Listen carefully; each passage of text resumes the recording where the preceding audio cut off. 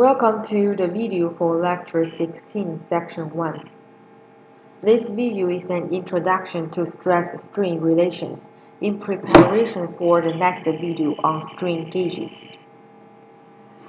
Strain gauges are an important sensor and one of the few that you can see entirely.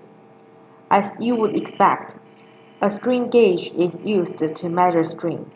Strain gauges are also used in several other sensors, including load cells, pressure sensors, and torque sensors. Since strain gauges are used in so many other sensors, it seems important that you learn about strain gauges. If you are familiar with the basic stress-strain equation, Young's modulus of elasticity, Poisson's ratio, and Hooke's law, you can stop listening to this video and go to the next one. If you want a review, keep listening.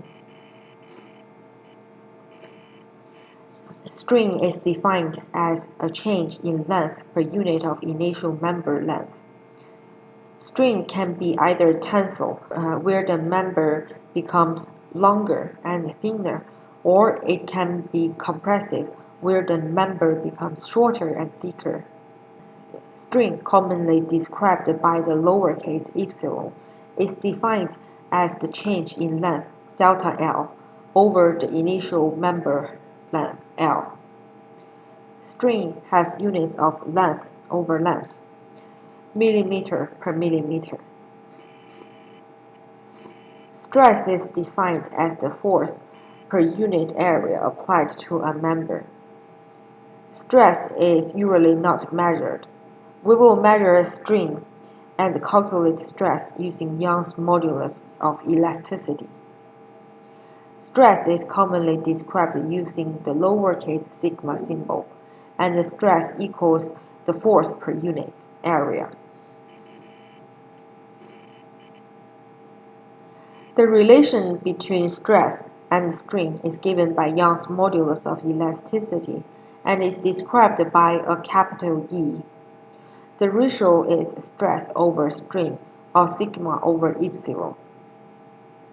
And after some manipulation, Young's modulus of elasticity, E, equals the initial member length times the force divided by the change in length and area. The units are commonly given as gigapascal, which is Pascal times 10 to the 9th power.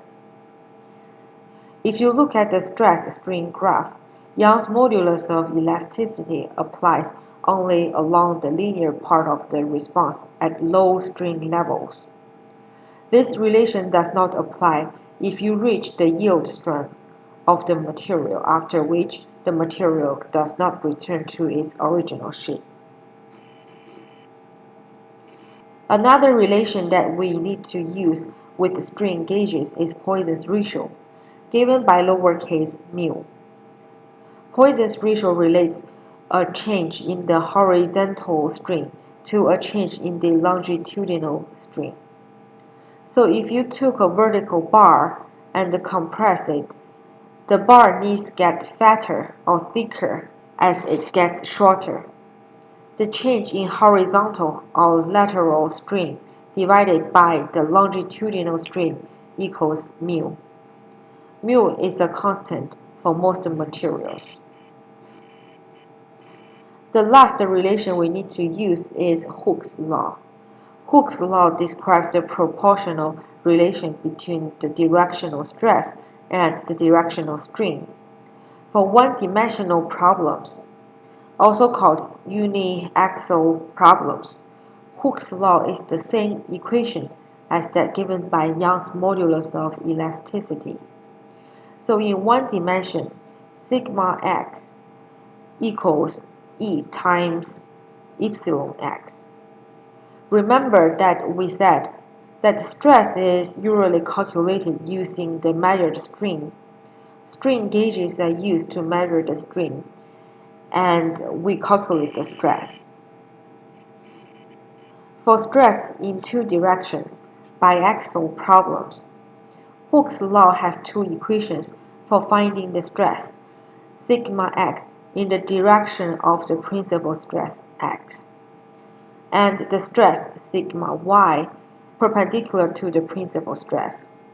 The equation includes Poisson's ratio, mu. There are more equations for finding stress in all three dimensions. Again, if you want to calculate stress in all three directions, you will need to measure stress in three directions.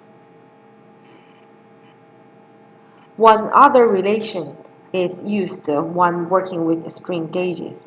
The relation shown describes how much strain is generated by temperature change. Many materials expand if heated and contract if cooled. The temperature coefficient of linear expansion, alpha, is equal to the strain divided by the change in temperature. We will use this relation to estimate the strain error due to self-heating when strain gauges are powered. Strain is the change in length per unit length. Strain gauges are used to measure the change in length per unit initial length. After we measure the strain, we can calculate the stress using the appropriate Hooke's law equation, Young's modulus of elasticity, and Poisson's ratio. This brings me to the end of the Lecture 16 Section 1 video. The next video will cover strain gauges in more detail.